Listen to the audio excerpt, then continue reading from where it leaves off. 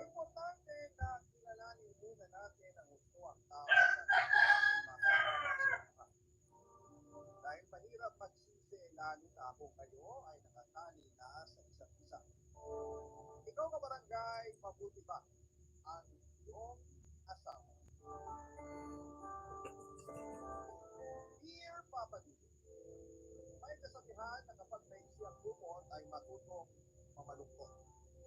Pagdating tayo ang nagsisimple sa pamumuhay na naaayon sa ating kakayahang kumita ng pera. Kaya nga siguro binigyan ako ng mga anyas na kuripot, parat, at makunat ng pamilya at kaibigan ko. Dahil noong mga panahon na kaya ko ng kumita ng mas malaki, ay mas hindi ko pa rin hindi gumastos ng gusto. Bago ang lahat ay tawagin na lamang po ako sa pangalan John Bell. 31 years old at nagtatrabaho sa isang private company sa Manila.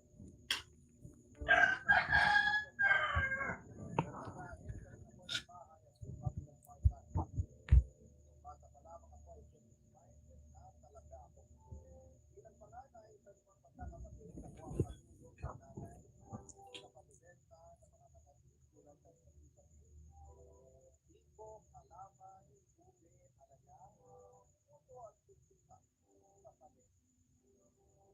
kasi sa pang-araw-araw namin bilang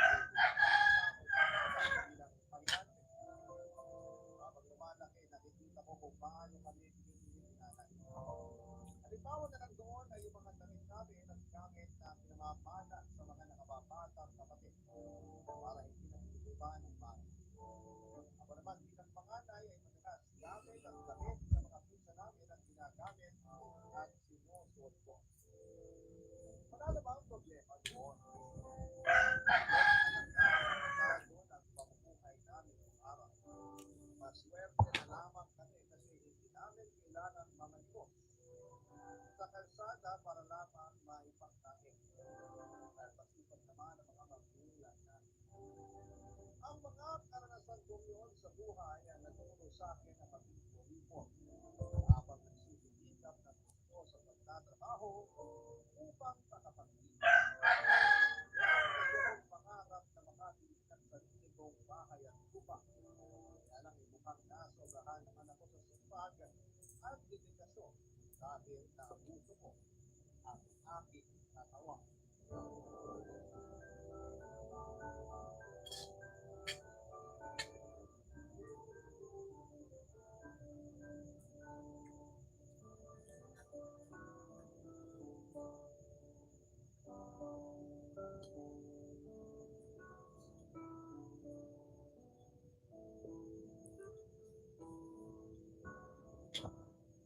Kumusta ka naman ngayon, Linsan? Okay lang. Masaya kasi nag-clear na yung chest x-ray ko after 6 months ng gamutan. Grabe ka ba ko nun? Ha? Bakit naman? Siyempre, nung una nakitaan pa nung parang white spot yung lungs ko. Yun yung nakita bago ko nalaman na may TB ako. Pero yung mga white spots na lang sa x-ray mo. Ayos na yun. Sabi sa akin normal lang daw yun. Kasi parang may sugat pa yung bata ko dahil na nagka-TB ako. Eh anong ginawa? Pinaulit lang yung x-ray. Pero sa ibang angulo naman tinignan. Apicular totic view tawag doon. Tapos kung ako sinesolve mo na ako na. Kaya na. Oo, ibig sabihin magaling na ako. Ay, salamat.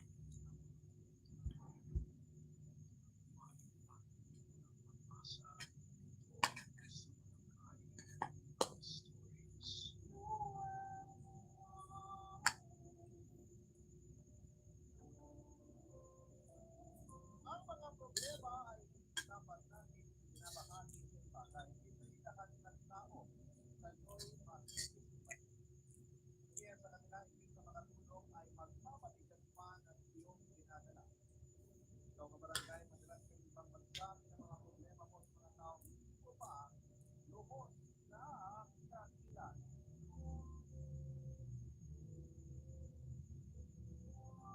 Dear Papa Dito, mapagpalang araw po sa inyo at sa mga nakikinig sa Barangay LS 97.1 ngayong araw. Tawagin niyo na lamang po ako sa pangalang Deba. 52 years old, mangingisda ako noon dito sa Bulinaw, Pangasinan. May kinakasama po ako na mas bata sa akin ng 17 years at may dalawa na kami anak. Isang lalaki at isang babae. Pero bukod sa dalawa kong anak, sa kinakasama ko ay may isang anak na lalaki pa ako. Sa dati kong asawa na nasa poder naman ng kapatid ko. Kinuha kasi ng kuya ko ang anak kong yun dahil noong naghiwalay kami ng asawa ko ay hirap pa akong makahanap ng trabaho. Hanggang sa nauwi na lamang ako noon sa pangingisda na hindi rin kalakihan ng kinikita. Papadudot lang po ako sa hirap, 5 kami magkakapatid at isa lang po sa amin ang nakapagtapos ng pag-aaral. Apat sa amin, kasama na ako ay hanggang high school lamang ang nakapagtapos.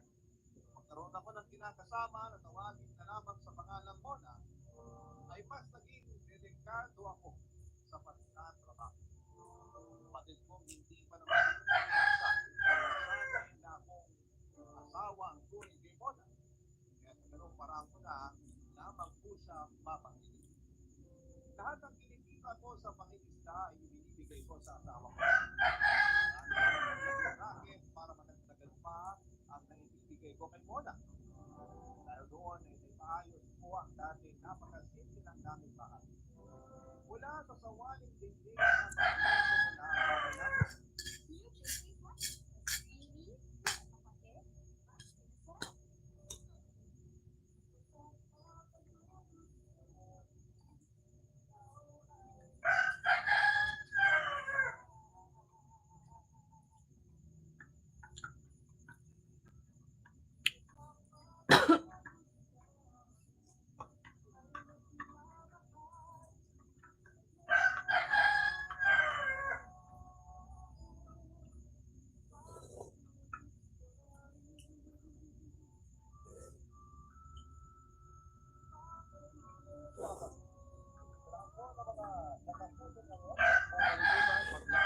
share at mag-subscribe. Maraming salamat po sa inyong lahat.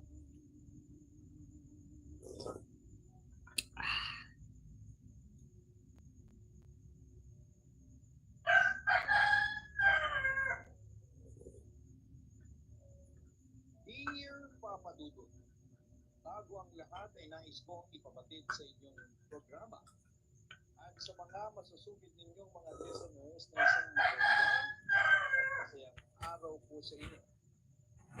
Ako si Joy, 30 years old at isang encoder sa isang shipping company. Papa Dudut, ako ay isa sa mga fanatic mo at ng inyong programa. Favorite pastime ko nga po ang inyong mga ina-upload sa YouTube ninyo, lalo na tuwing gabi. Siya nga pala ay nais kong mag-share ng kwento ng aking buhay. Kapatid, meron akong best friend simula pagkabata, si Carlos, isang public school teacher. Tanda ako sa kanya ng 4 na taon. Bata pa lamang kami ni Carlos ay masasabi kong super close na kaming dalawa. Halos pareho kami ng hilig at nagkakasundo kami sa lahat ng bagay. Doon ay halos magkamukha kami. Marami nga ang nagsasabi na para daw kami magkapatid. Samantala dahil sa pagiging close naming dalawa, ay hindi ko po maiwasang mahulog ang loob sa akin ni Carlos. Papa Dudut, niligawan niya. Alam ko na tunay ang nararamdaman niyang pag-ibig sa akin. Pero ang problema, parang kapatid lang ang turing ko sa kanya. So doon ay meron akong ibang lalaking mahal. Si Roymer, nakababata naming dalawa ni Carlos. Sa kabilang banda ay nagpatuloy sa panunuyo sa akin si Carlos. Hanggang sa isang araw sa simbahan. Roy, bakit mo ba ako inaya dito sa simbahan? Curious niyang tanong sa akin. May sasabihin ako sa iyo kaya inalaki na dito. Humingi kasi ako ng tulong sa Diyos na magdesisyon. Sagot ko sa kanya. Magdesisyon? Para saan? May desisyon ka na ba tungkol sa pinagtapat ko sa iyo tungkol sa espesyal kong nararamdaman sa iyo? Seryoso niyang tanong sa akin. Tumango naman ako bilang sagot sa kanya. Oo, yun ang inihingi ko ng tulong sa Diyos para makapag-decide ako ng tama. So ano na, Joy? Samantala, bago ko sagutin ang kanyang tanong, ay huminga muna ako ng malalim. I'm sorry, Carlos. Pero na-realize ko na wala akong nararamdamang espesyal para sa iyo. Na hanggang magkaibigan lang tayo, pagtatapat ko sa kanya.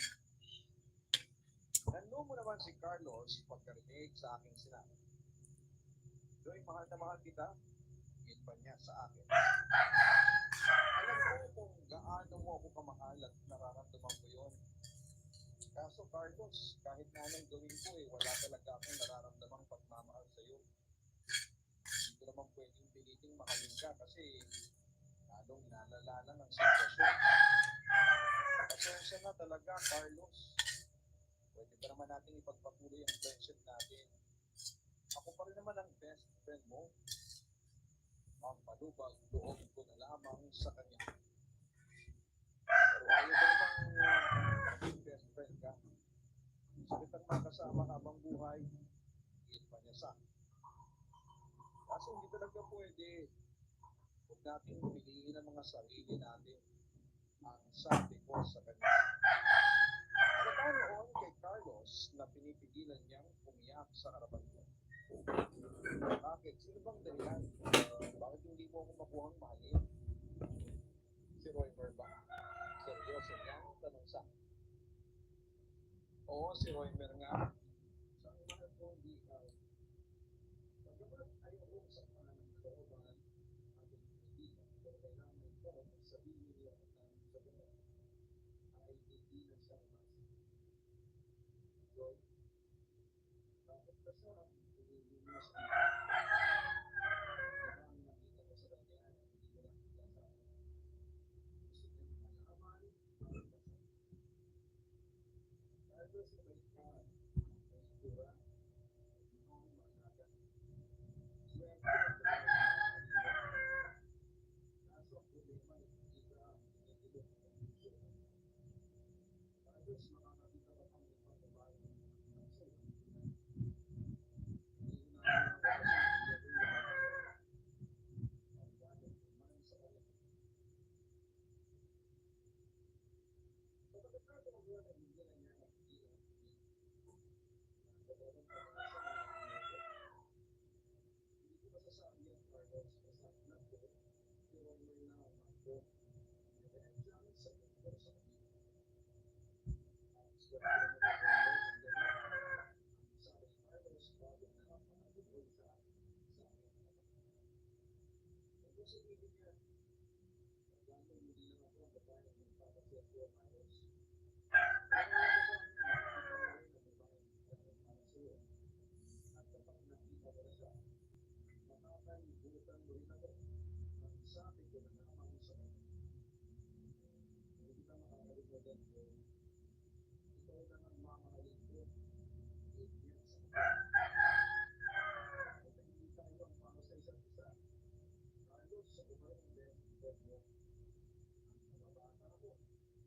Kahit anong mangyari, hindi magbabago ang samahan natin dalawa.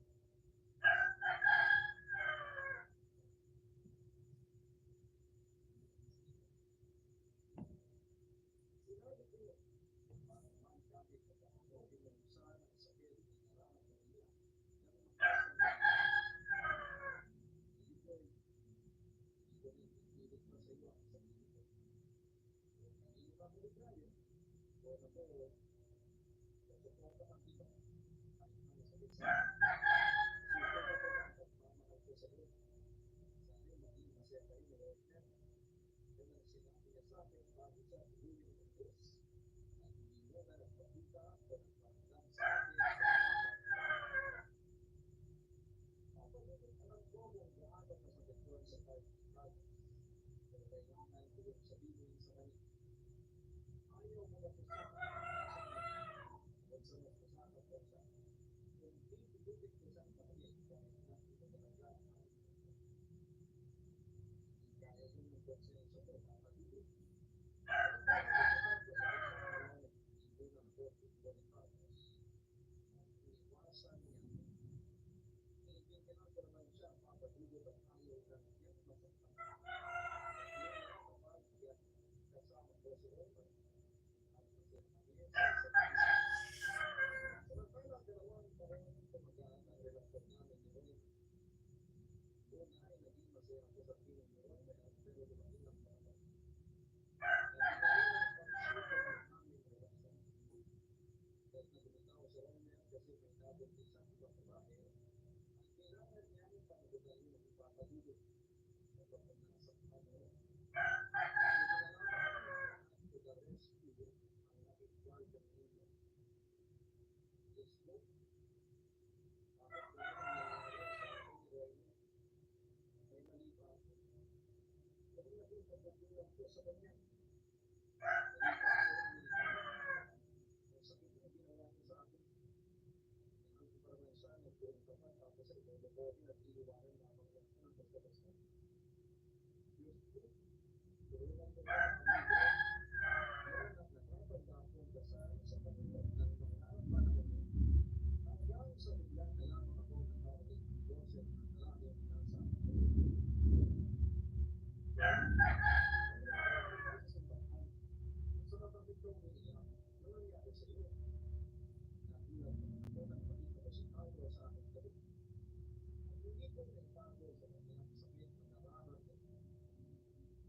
Carlos, kung yun mo, kung yun sa atin, sa kanila. Oo, tutulungan kita, kaibigan tayo, di ba? Ano ba ang problema mo? Bakit ka ba umiiyak? Kasi sa isa, hindi mo na niya ako pag-amin ko sa kanila. Okay, di ba ako? Hindi ako makapaniwala. Yun. Okay, tapos masisira lang ang lahat. Akala ko lang mahal na mahal ka ng lalaki mo. Hindi na, bigla ang lalaki mo. Ano sa akin? Nabuntis ang isang babae. Mas pinagdala ng sa akin. Tapos, niloko lang niya ako. Nahal ko naman siya kasi mabuting tumigil naman ako sa kanya. Pero sinaktan pa rin niya ako. Tapos, ang sakit ko, ginawa niya sa akin. Wait ako. Mamaya ako, kaya ay daramdaman ng alamaan. Pagkat na ako sa kanyang balik. Ako ang nag-alo niya ako para sa sakit ng parang. Kung pinag-iitan ka sa loob mo, nakita ang lalaking binigatan ng ingay-angay. Nalilitan mo siya. Isipin mo na lang at hindi ka ang lalaking mararapat para sa iyo. Hindi, masasayang lang ang gagawin kung pagpapatuloy mo ang pag-iyak ko. Isang panasama. Mahal ko pa rin siya, however, pagkatapat umaasa ka niya.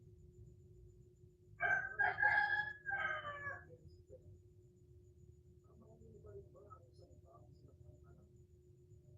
So, ipag-iutan mo na ang lalaki mo. Alam mo kung ako lang sana, hindi ka iiyak ng ganyan.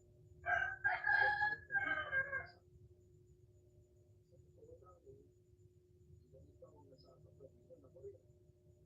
Sa akin mo naman kasi umiyak ang best friend ko. Babaeng message sa mga sasaktan ako kasi kahit anong gawin ng efforts. Bakit pagbuga sa kanya kung gaano ko sa pamahan na hindi ko nasasaktan ako kasi hindi ko nagugulat ng laban ang babaeng buwan sa pag-ibig ko. Nakapatigil naman ako sa kanya. Ayos, babae mo ako pero maging best friend lang ang kanyang ibigay sa'yo. Walang sana nilulog. Hindi mo mararanasan ang mga yan.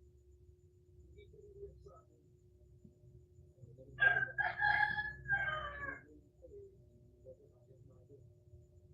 Kailangan ko lang tanggapin ang hanggang di nararamdaman.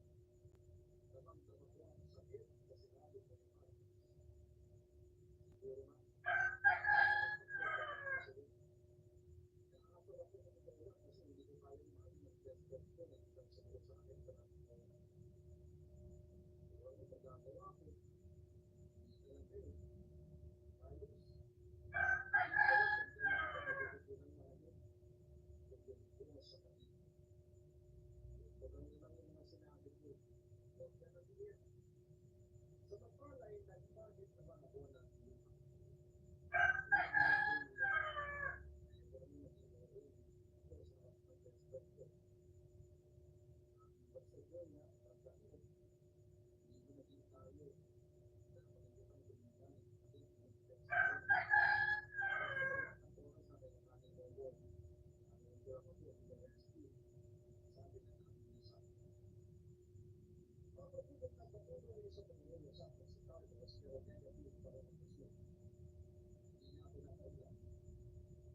Siguro dahil sa sinubukan ko naman siyang makinig pero hindi talaga pinta siya itong puso. Akala makalipas ang isang buwan ay tigil sa pagmulo si Carlos sa akin. Pero mahalaga para natigil at safe. Nakapatigyan pa rin niya sa akin ay espesyal ang gusto. Swerte mo ba mga asawa mo? Nakapagkapot sa akin. Sabi ko sa mga dapat tutulungan mo si Pablo. Pero naman sa abiyan. Kung may mga alaga ka, kaya na lang may masipag. Ngunit yung mahal sa kanya. Sinasabi ko sa inyo, swerte ka ako, ako lang ang pipiliin mo Kaya sabi ko sa akin, hindi mo naman nakakitulog, dahil makapaisip ko, kung saan ko pa hindi na makakapagod. Bakit pa kasi ayaw mo ba akong piliin? At beses na ako nagpaparamdam sa'yo, hindi mo pa kasama. Ikaw na lumibo mo, at nakakasama ang kapatid na beso na.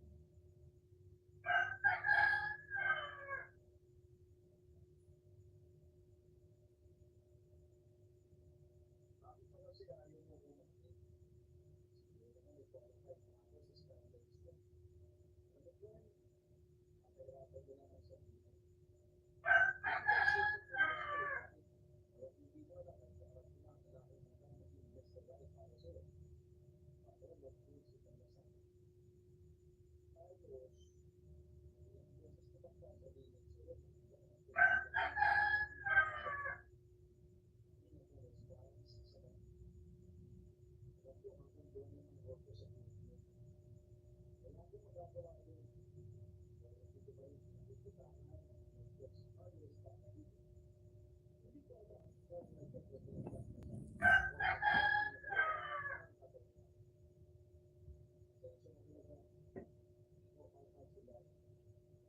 hindi ako mag-father. Pero sa ngayon kasi ay nabata ang nararamdaman sa'yo. At hindi ang friends and feelings.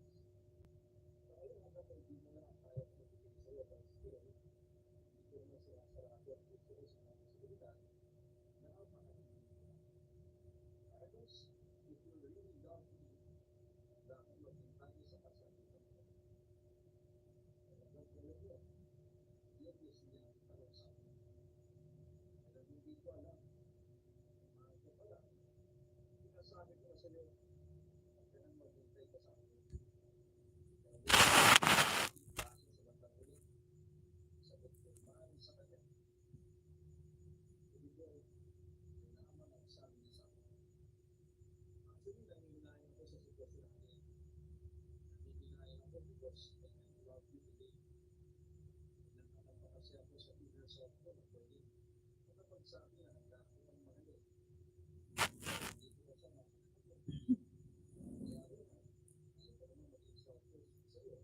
Kaya hanggang ngayon ay sinasabi ko sa'yo na ay ka na iba. Ipapayag mo. Wala kang makakala sa pagkikitay sa akin. Don't deprive yourself with happiness. Ang pagkakong maligaya, akin mo ang kaligayahan sa ibang kapatid. Paliwanag tumaas sa kanila. Ito, itatandaan ko yung mga sinasabi ko na hindi ka sa akin. Inalapa pa dito, iwanin mo rin sinabi sa akin ni Carlos na mahal pa rin ako. Pero hanggang niya ang aming sitwasyon, hindi na rin niya pinipilit ang sarili niya pagkulas ay susuporta ang gawin ko sa mga gagawin kong desisyon sa buhay. Kapatid dito ko na-realize na napakaswerte ko kasi mag-best friend akong gano'n. Kahit ko lang noon sa Diyos na sana'y matunyan ko ng pagmamahal ang pagmamahal na ibinibigay niya sa akin. Makalibot magpatuloy ang pagiging magkaibigan namin ni Carlos kahit na hindi ko sa kailangan. Pero pag pinaamin ko, na nagigibigyan ko sa magmala, tumutulong si Carlos sa pagliligaw sa akin. Sa umang nais, hindi ko pa ipaliwanag, pero naghanap-hanap ko yung mga marunong at pangungulit niya sa akin. Ang pagiging masyado at nagpapagawa sa araw at naglakaswat na akong pangmina sa Carlos. Sa baba ng isang araw ay nagpapag si Carlos at tulungan ako maglinis ng bahay. At habang naglilinis kami ang mga pinto, ay hindi maalis sa aming araw-araw. Ang bilis mo naman magbukas, kulang ko sa kanya. Mabilis ako pero pulido yan kahit may nabayan. Kung ang iba, pagmamalang pa niya. Ito ninyo, kilala kita. Wonder that beses ka lang nakakulot sa kapatid na nagkakabot mo. Uri ko naman sa kanya. Oo nga, matiis na ako sa mga gawaing bahay at opisina, pero Sa'yo ko ba ako? Ikaw kasi, hirap mo makakaulo. Hirap mo sa akin. Sa kita ko nagawa, pagkatapos ay kumain, tinanong ko sa kanya. Ang bago ko na yun. Tinatanong ko pa yan. Alam mo ang sagot, wika niya sa akin sa bagita niya. Tinatanong ko lang kasi akala ko sumuko ka na sa akin. Kaya kasi nagtitigaw sa akin. Nagpulang. Bakit? Sinisuwa. Panulugot ka na sa akin. Sabihin na natin oo. Kailan tumugtog sa akin. Kailan tumawa si Carlos bago muling nagsalita. Kaya, Joy, oo, inaapin ko na hindi ko nagbabago ang nararamdaman ko para sa iyo. Pero tumitingin ako sa pagiginaw. Kasi ayaw ko naman na makita ka sa akin. Saka alam ko na hindi magbabago ang pagiging ko sa akin. Tinanggap ko na lang na hanggang best friend na lang tayo. Saka pinabayad ko na sa pagkain ng lahat. Kung mamaalin mo ko, hindi ayos.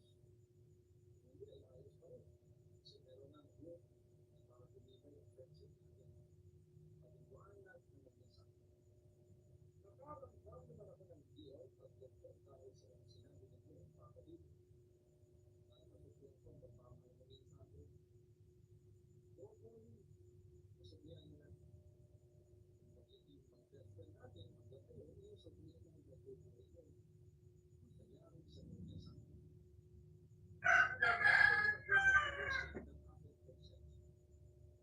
sa akin. Minsan naasar ako sa iyo. Naiilangan siya. Pwede, bakit ka naasar sa akin? Na hindi na isa. Kasi napakamahal mo. Open set ko sa tuloy ako. Hindi ko alam papagilit kung ginagamitan ba niya ako ng reverse policy para mag-konsensya ako sa ginagawa ko sa kanya. Mataray tumawa na ulit si Carlos. Konsensya naman hindi ko na kasalanan yun. Ikaw kasi, kailangan ko tumawa. Hindi ko pa sa akin. Pagkagulat pagkatapos ko ay galit na ulit sa akin si Carlos. Ang hindi niya ako siya. Ngunit at pagkakamali ko mo ay patuloy ko siyang pinaliwanag na siya naman nagpasakit sa kamdam. Kaya isang gabi, Joy, wala na ba talagang pag-asa ako sa'yo? Seryosong karanasan. Ngunit wala siyang response na nagpasa. Kaya, bakit pa hindi mo ako mabuhay? Ano talaga ang nag-iisa ko?